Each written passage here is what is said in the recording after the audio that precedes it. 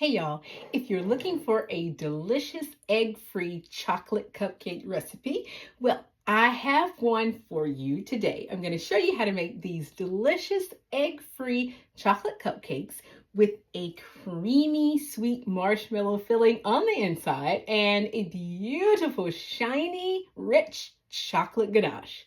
Stay tuned.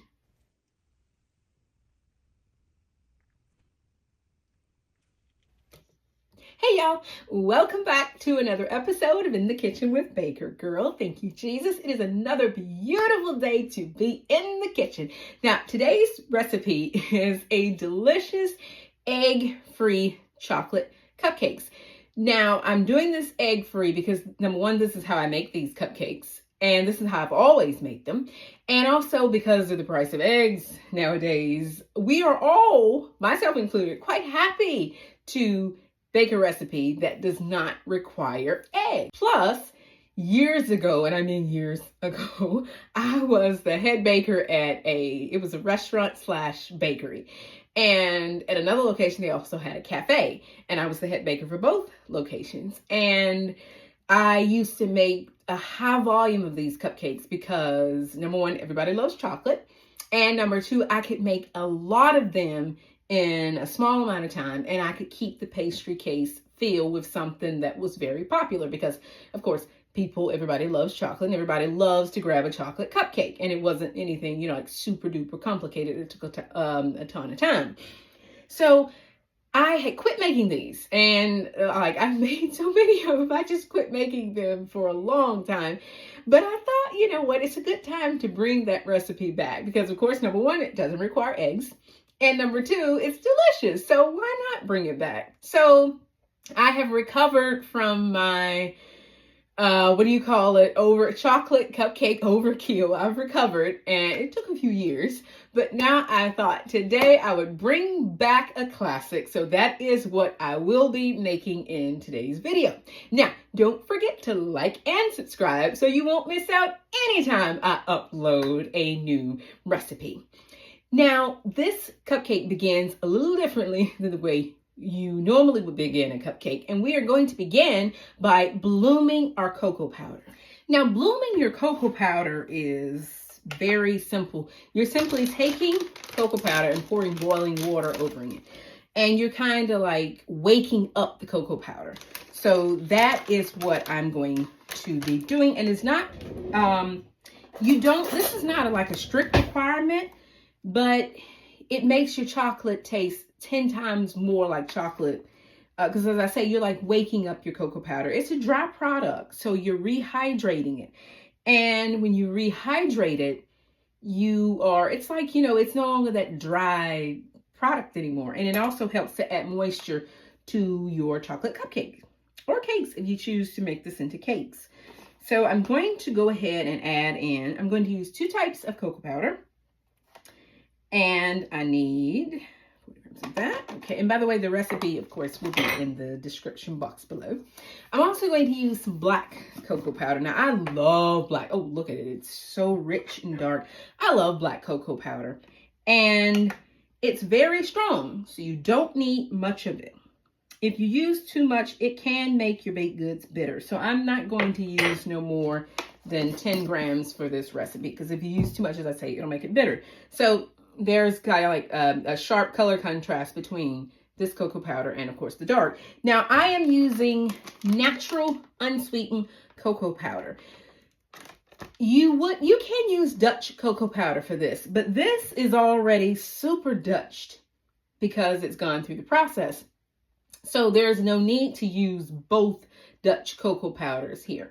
So using a natural cocoa powder and the Dutch cocoa and the super Dutched black cocoa powder gives you a nice, rich, rounded flavor. You can find black cocoa powder online. You can also find it at some specialty stores too. So to the cocoa powder, I am going to add a couple of teaspoons of instant coffee. Why instant coffee?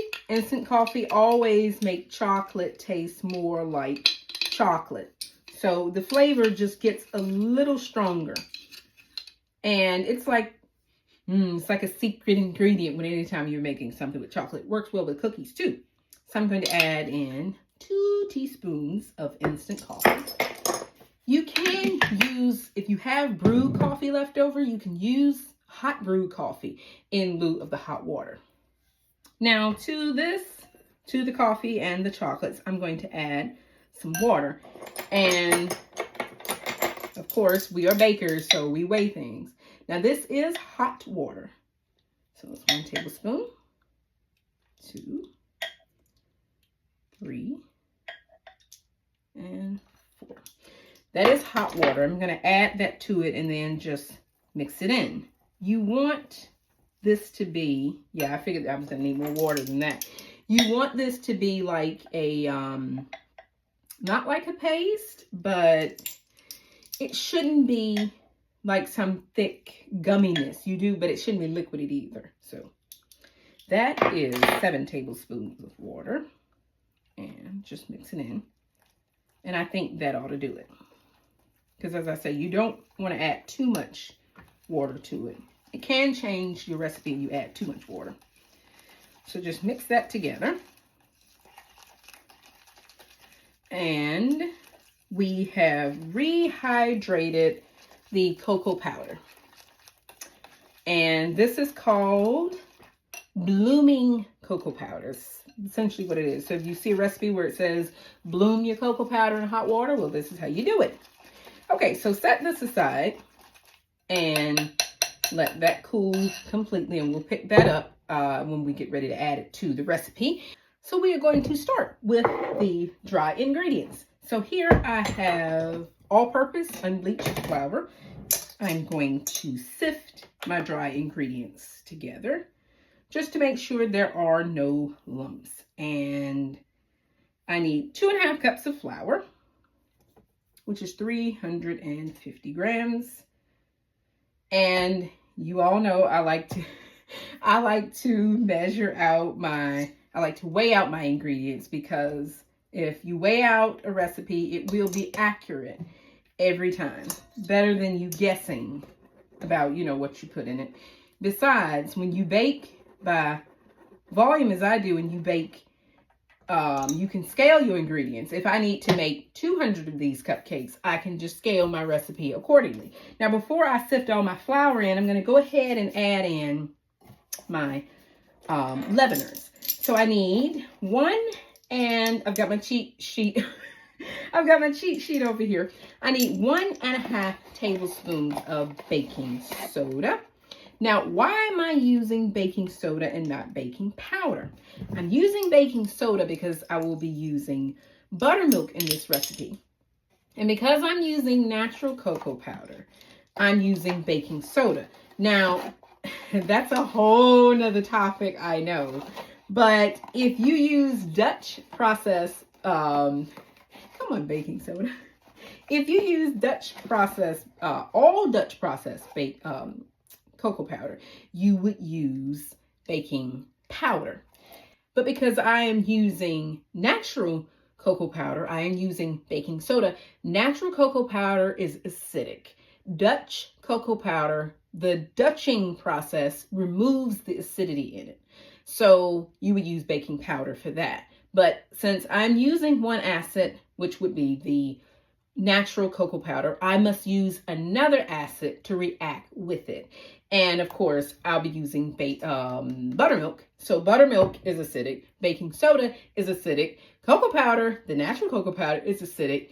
All of those will give me a very good rise and lift in my cupcakes. So I also need a 1/2 teaspoon of salt. So let me grab my 1/2 teaspoon of salt. I'll keep my salt in a bucket right in front of me. Add that in. And I'm using pink Himalayan salt. You can use regular table salt if you want to. In this recipe, it doesn't matter. So sift it in. And I like to sift because, as you can see, my baking soda is always lumpy. No matter what I do, it's always lumpy. So get yourself into the habit, if you can, of sifting your dry ingredients. Even though flour says it's pre-sifted, I still sift mine anyway. All right, so here is our dry ingredients ready to go. So we don't have to think about it anymore. We can set it aside. It's ready to go. So I just preheated my oven to 350 degrees. And now I'm going to go ahead and start building my cupcake batter. Now, I like, whenever I'm doing something by hand and I'm not mixing it in a machine, I like to add my wet ingredients in and then add in my dry ingredients.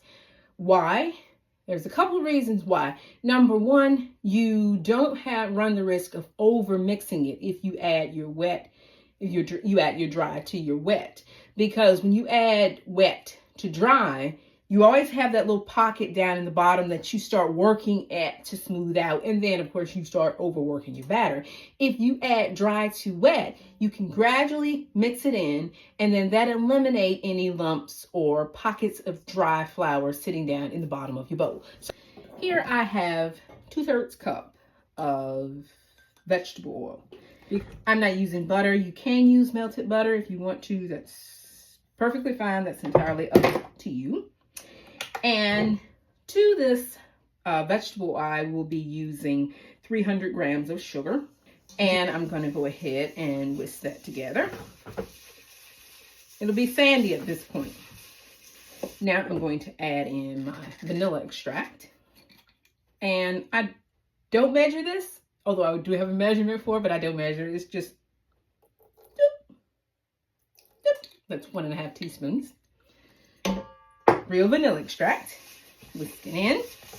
Now, because this is an egg-free recipe, I do need to add some vinegar to this. You don't have to because of the baking, the buttermilk, but I always add vinegar to this recipe. As I say, it does not contain eggs. And in my egg Let's Chat About series, which I will leave a link to here, I talk about substituting eggs in a recipe, because since eggs are expensive right now, everybody is talking about, can I snatch out the eggs? No, you can't just snatch an egg out of a recipe. You'll have it. I know very few recipes that you can successfully just snatch out an egg or all of the eggs and it'll be fine. If you're making a pound cake and it calls for 6 eggs and you use 5 eggs, is it going to be a disaster? No, a cake will still be delicious because it's just 1 egg.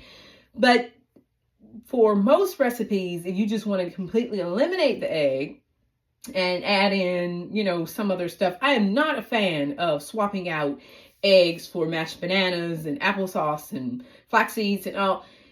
As I said in my egg series, my Chatting About Egg series, pick a recipe that doesn't call for eggs anyway.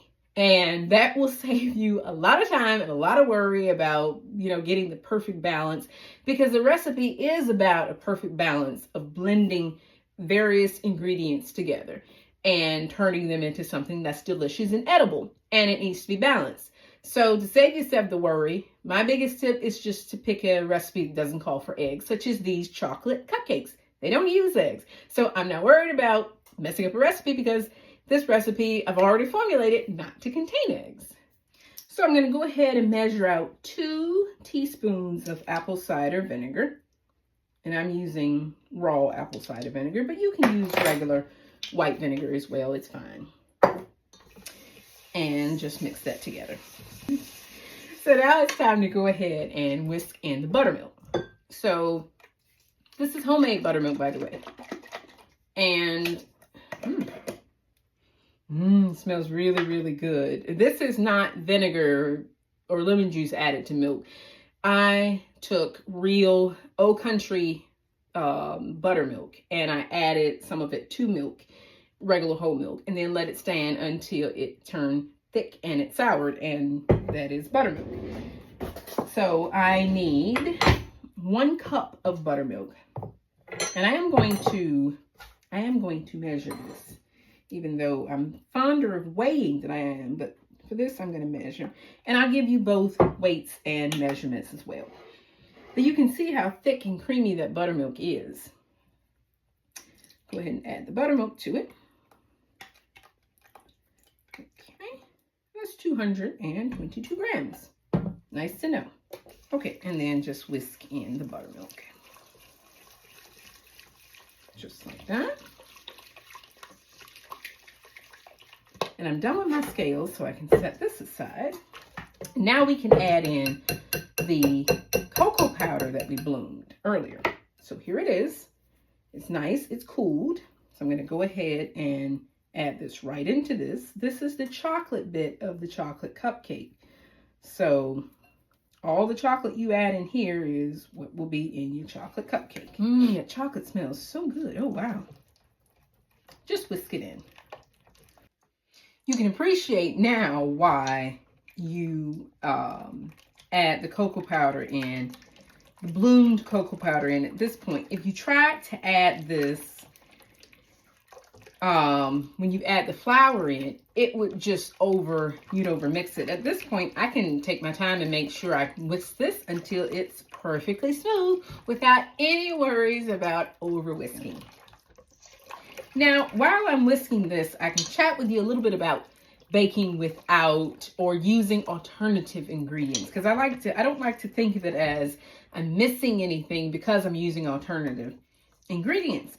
You can make these gluten-free. That would be perfectly delicious. You can make them sugar-free by using a stevia-based sweetener. However, if you do that, I would add in at least 1/4 cup of regular sugar, because the sugar-free alternatives, they don't add a lot of moisture to your baked goods, and that's usually what's missing in sugar-free desserts. They can be a little dry. So my remedy to that is just add in about 1/4 cup of regular sugar, if you can. Now, if you can't have that, if that's still too much for you, then you may want to consider soaking your baked goods in, say, like a simple syrup, like a vanilla or orange or scented syrup. Drizzle that over it just to make sure that your baked goods have a good amount of moisture. And you can make a simple syrup with stevia-based sweeteners as well.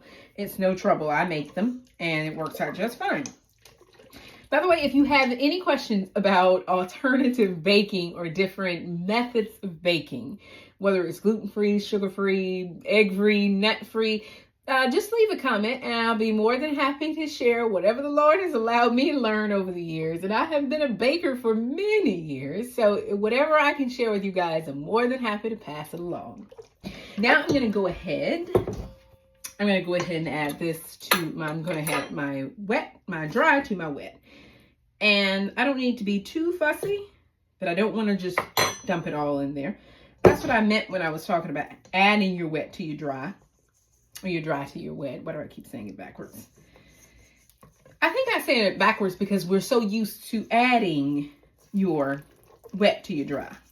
And I've discovered that's not always, it's the easiest option, but not always the best option. Okay. Add in a little more.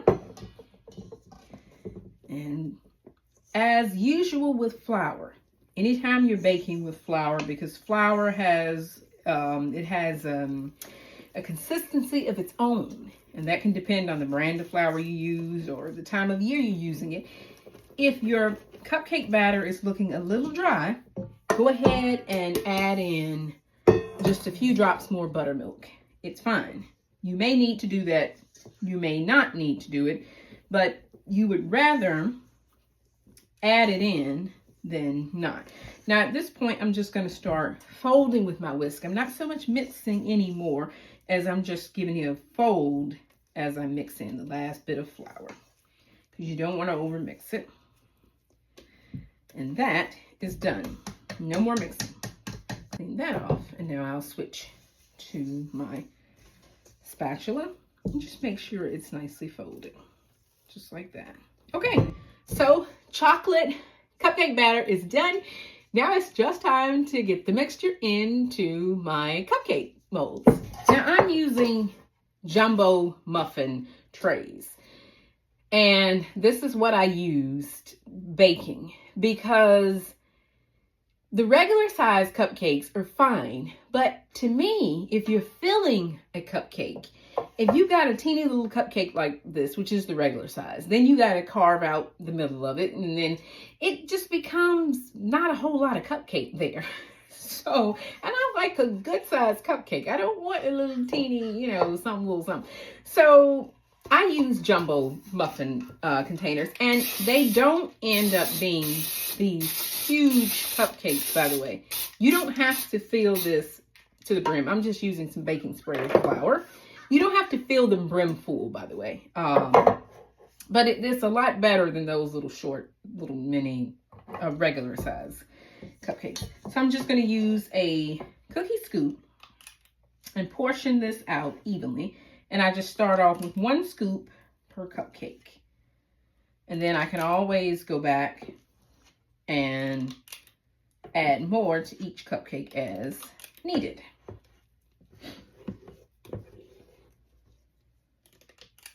There we are. Always kind of make sure you level them out. Because no matter what you do, somebody's always a little more than the other. Okay, now I've got some more batter here. I'm just going to make some more. Cupcakes. I have another muffin tray ready to go. So these are ready to go into the oven, and I'm going to bake them at 350 degrees until a toothpick or a cake tester comes out clean. But keep your eye on them. The cupcakes are done. They smell so good, and they did get a good size, but no worries, we like a good size cupcake. Now, of course, these need to cool before we can fill them with anything, and they need to cool for a good while. So I'm just going to set those on the rack and let them cool. While the cupcakes are cooling, we can move on to the filling and the ganache. Now, while the cupcakes are cooling, I'm going to go ahead and move on to my ganache first because that needs to set. So by the time the cupcakes are cooled and ready to fill, the ganache should be set as well. Now, ganache is depending on the type of chocolate that you're using. And here I am using dark chocolate. And the ratio is 1:1 for dark chocolate. Same for semi-sweet. When you move on to other milk chocolates, white chocolate, your ganache ratio changes, your cream to your chocolate ratio changes a little bit. But today we're using dark chocolate, so it's a 1:1. And I am using a plant-based heavy cream. I like this. I prefer it to the regular. By the way, in the cupcakes, you can use a vegan buttermilk if you want to. So I'm going to heat this heavy cream up to 180 degrees. So I'm going to stick this in the microwave, stick a thermometer in it and watch it, and bring it up to 180 degrees. Okay, so now it's time to test the temperature of the chocolate. So I'm just going to stick my instant read thermometer in here. I want to make sure it's between 175 and 185 degrees. And we are at 181 degrees. That's perfect. Just the temperature we're looking for. Okay, so I'm going to go ahead and pour my chocolate into a taller container. And then over that, I'm going to go ahead and pour my cream. And you just want to pour it until you cover the chocolate. I've got a little bit of cream left because I added a little extra cream to that to get it to the right temperature. And sometimes you have to do that, add a little and take a little away. Now I'm going to let this sit just like this, undisturbed, to give the chocolate time to melt. And that could take anywhere from 2 minutes to 5 minutes. Just let it sit and leave it be and let the chocolate melt. So now I'm just going to use an immersion blender to blend. And there's a couple of reasons why you would use an immersion blender.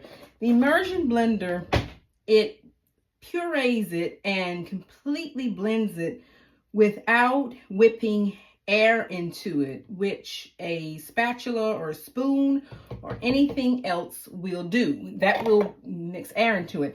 Also, the immersion blender, it heats up just a little bit. So it kind of go the rest of the way and completely emulsify and blend the fat and the cocoa butter along with the fat and the heavy cream.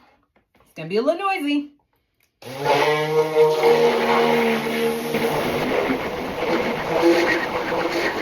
Blenders really work well for such things. And as you can see, the chocolate is nice and glossy, and it didn't split. So I just need to set this aside and let it cool. And I need to stop playing with it too. I need to set this aside and let it cool until it reaches the, what I always say is the consistency of a not quite so thick mayonnaise. And ganache can take time to cool. So you can do this ahead if you want to. Now, while the chocolate ganache is getting itself together and the cupcakes are cooling, I'm going to go ahead and move on to the marshmallow filling. Now, in this bowl, I have some softened butter that I actually softened in the microwave, because for this recipe, you want your butter to be soft. You don't want it to be melted, but you do want it to be nice and soft. And then to this, I'm going to add some marshmallow cream.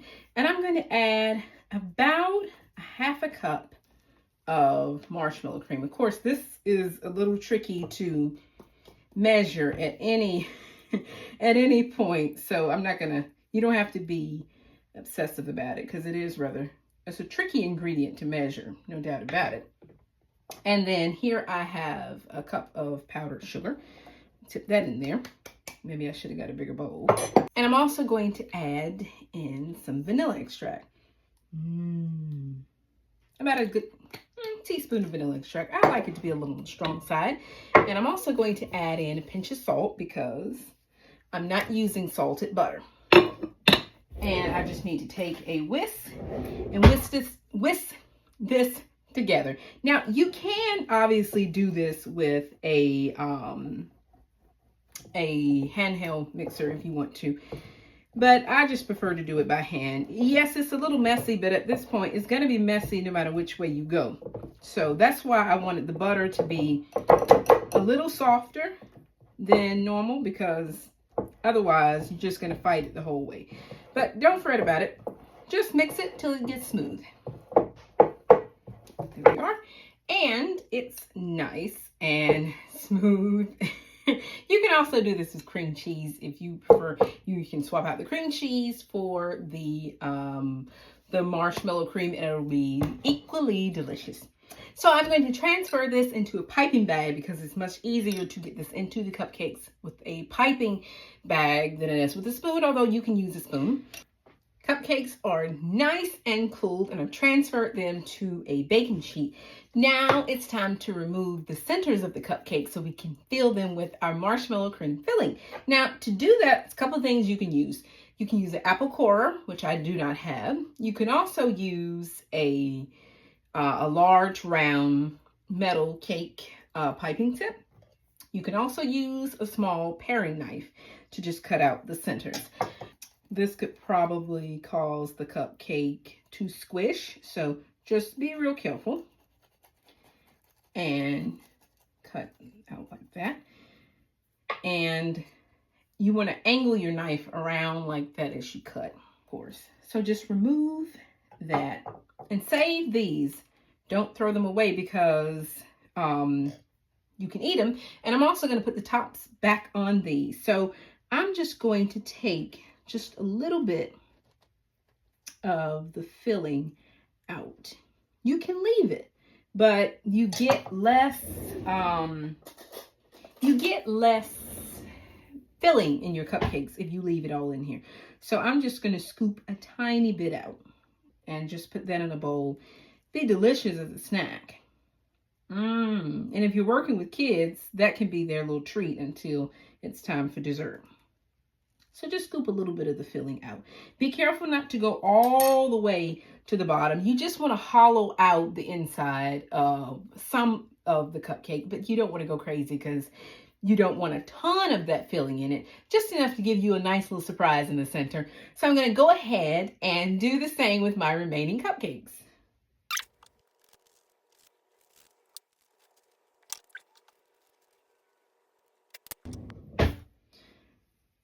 So here is the ganache, and I did put it in the refrigerator to let it chill just a little, because ganache can take the longest to kind of start to firm up a little. That's why you can do this in the morning and let it sit at room temperature and it would be fine. But it does take it some time to come to a nice temperature. So I'm going to go ahead and just use a spoon.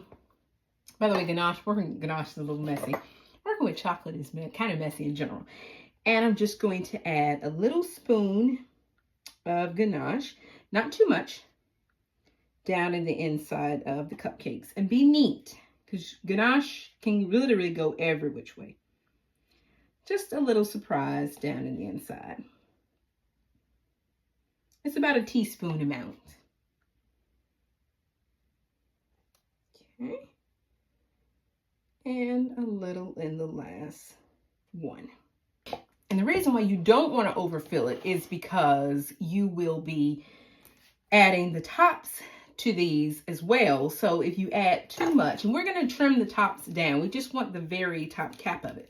Now I'm going to go ahead and just cut a snip on my marshmallow cream filling and pipe the marshmallow cream in just like that. And just stop. Don't overfill it. There we are.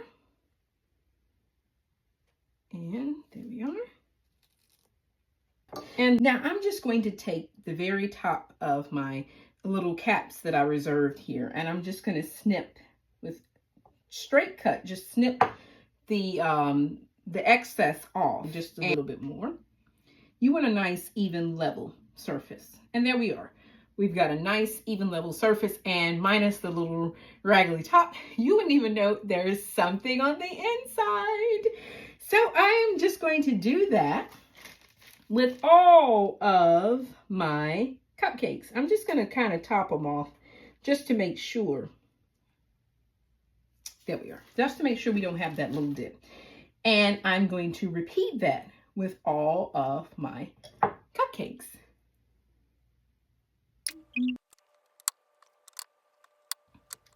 Perfect. As a matter of fact, I decided to go ahead and transfer my ganache to a shallower bowl. So you need to be fairly quick about this so your center does not fall out. And just sink it down into there and then pick it up. There we are.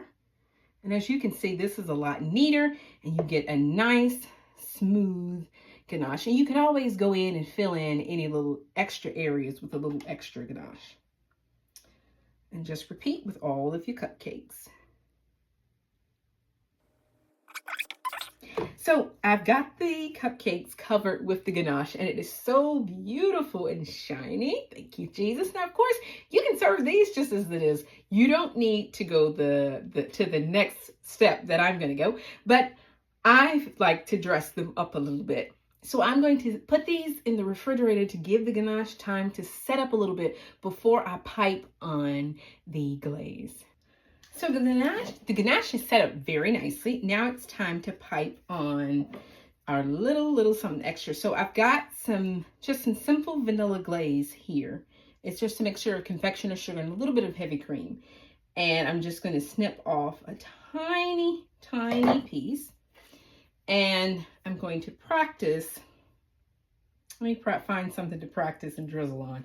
I just practice on this just to make sure it's right. You need just a very thin amount. And then I'm just going to pipe the little swirly swoops that goes on top, the ones we're all familiar with. So just start on one end of the cupcakes and pipe your way across. So start there and go swoop, swoop, swoop, swoop, swoop, swoop, swoop. And you got a little line. And just repeat with all of your cupcakes.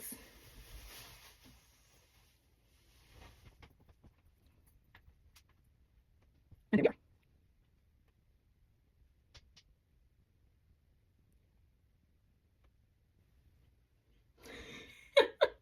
Oh, they look so good. Thank you, Jesus. It's been a while since I made some of these. I have to admit, it's been quite some time. Now, you do want to give the glaze some time to set up, because even though the cupcakes are cool, the glaze does need a little bit of time to set up before you can tuck into the cupcakes. They look so cute. Now, I have an extra cupcake here just to show you guys so I can cut into it just for you all to see exactly what it looks like on the inside. So I'm just going to, I'm going to take a big knife and cut it right in half just so you can see what it looks like in the center. There we are. And surprise! They look so good. they smell so good. And that chocolate ganache. Oh, wow. And you get the little chocolate surprise in the middle, too, when you cut into it. This is so much fun. I've had so much fun making these little cupcakes, and I hope you all have too, and I hope you give the recipe a try. If you do, please don't forget to leave a comment and let me know what you think about these egg-free chocolate cupcakes. Don't forget to like and subscribe, and the good Lord willing, I will see you guys again in another video. In the meantime, take care, y'all. Bye.